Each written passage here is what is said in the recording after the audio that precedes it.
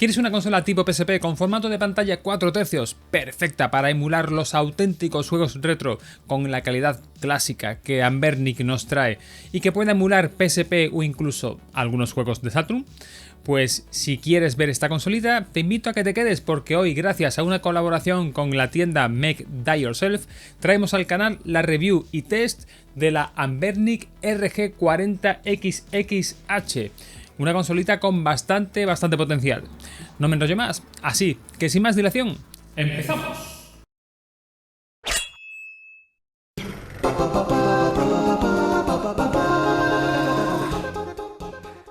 Esta consolita la podéis localizar en la tienda de Make Die Yourself. Os dejaré enlace de compra así como código de descuento en el comentario fijado, con el que tendréis un 16% de descuento, por si os interesase su compra tras ver el vídeo. En cuanto a sus características, estamos ante una consolita de un tamaño bastante compacto, de 16,5 x 8,3 centímetros con tan solo 16 milímetros de espesor y con un peso de tan solo 208 gramos. Su cerebrito es un Allwinner H700, un procesador que está dando buen resultado en varias consolas portátiles, un quad-core ARM Cortex A53 a 1,5 GHz, el cual integra una GPU dual-core ARM G31 MP2. ¿Tema memorias? Pues tendremos una memoria principal de 1 GB DDR4 de bajo consumo y en cuanto a memoria secundaria dispondremos de 2 ranuras.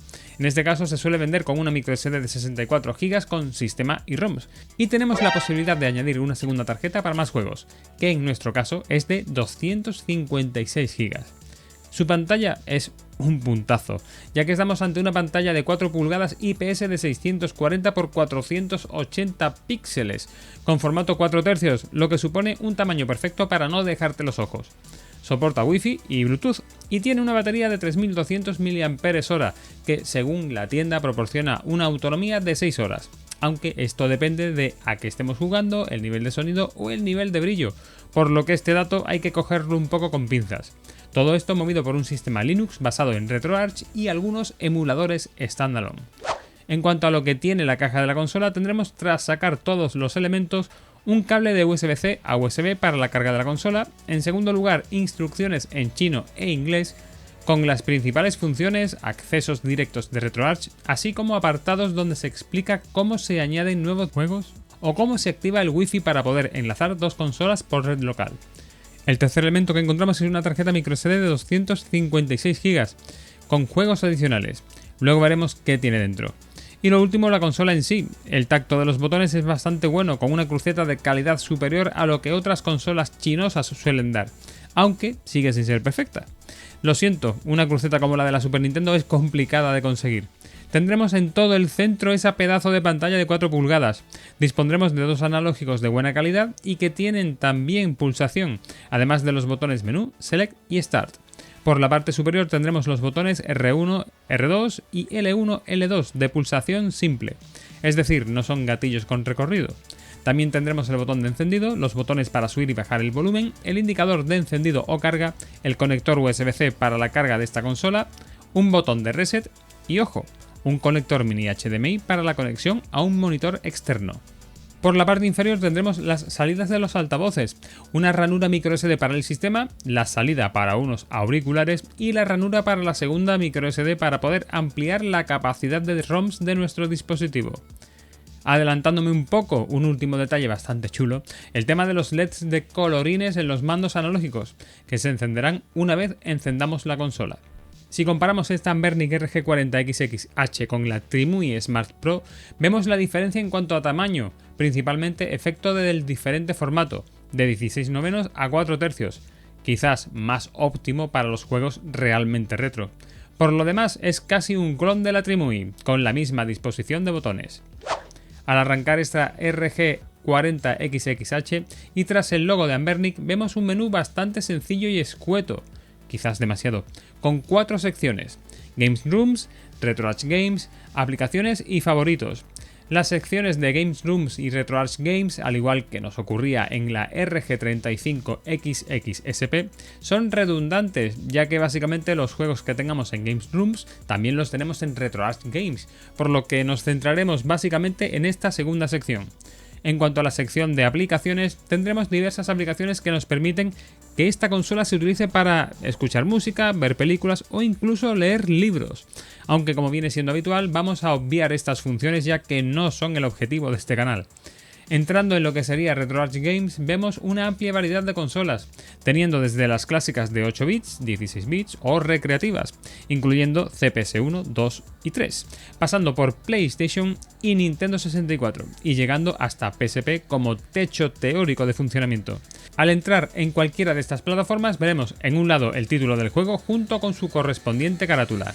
La selección de títulos que tenemos a priori en la tarjeta de 64 GB que incluye la consola es bastante buena, no teniendo juegos repetidos, pero como siempre suele pasar en este tipo de consolas, tendremos 0 juegos en castellano.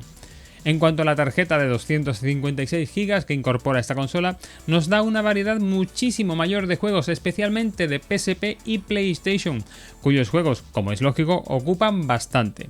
En el resto de plataformas tendremos básicamente los mismos juegos. Como siempre, una recomendación vital antes de ponernos a trastear en profundidad con esta consola es hacer una copia de seguridad de al menos la tarjeta del sistema, para evitar pegarnos un susto y que se corrompa y perderlo todo. Aunque parece que la calidad de la tarjeta que incluye esta consola es bastante buena, siempre puede darnos algún susto. Os dejo por aquí arriba anotación al vídeo que hemos hecho en su momento en el canal acerca de cómo hacer una copia de seguridad para casi cualquier sistema de emulación. Ahora llega el momento de hacer una prueba de funcionamiento completa. Para ello, antes de empezar, insertaremos la tarjeta de 256 GB en nuestro PC para volcar algunos juegos más de los que traía de serie esta consola, especialmente algunos títulos de Nintendo 64, títulos de PSP y con la posibilidad de añadir algunas plataformas más no incluidas de serie en esta Anbernic RG40XXH, como podrían ser Atari Lynx o la todopoderosa Saturn.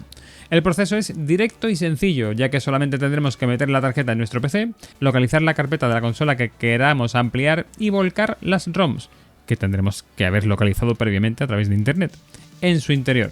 El funcionamiento inicial de esta consola es muy bueno, ya que podemos jugar a todas las consolas o plataformas clásicas, llegando hasta recreativas o PlayStation sin ningún tipo de problema. Además tendremos marcos específicos para algunas consolas, como podrían ser Game Boy o Mega Drive, lo que le da un puntito extra de aspecto visual.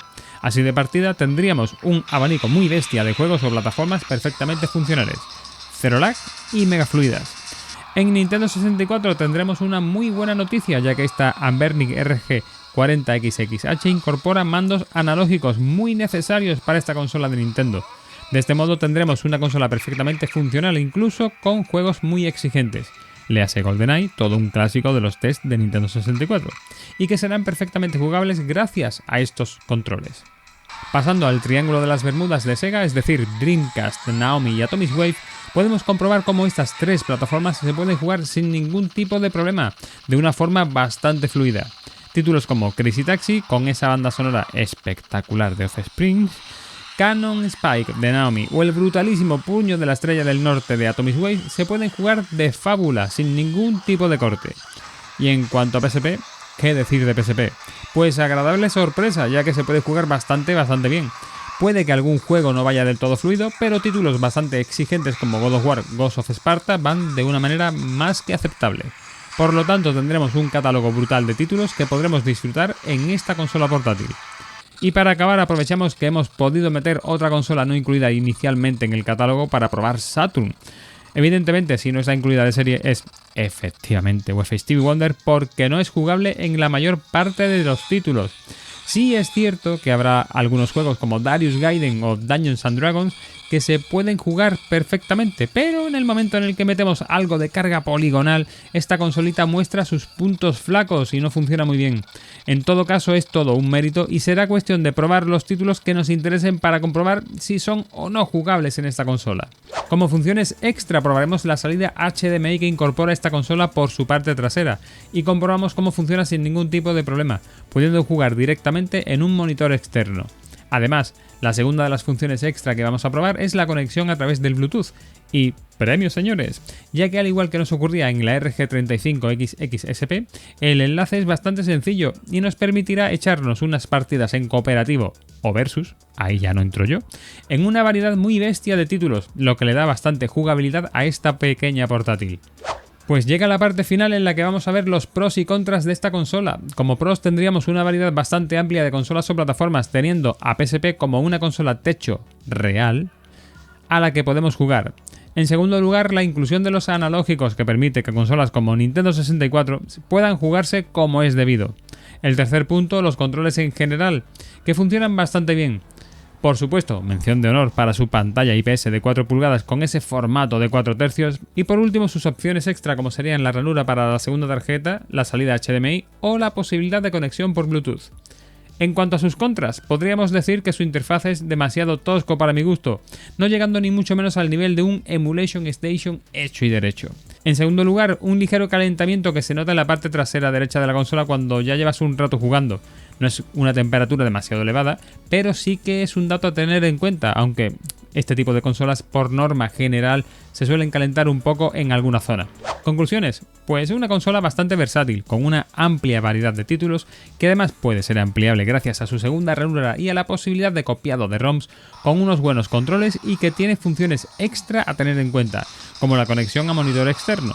Personalmente considero que es una muy buena opción si quieres comprarte una consola retro multiemuladora y quieres poder llegar a emular PSP, ya que no muchas consolas lo pueden hacer.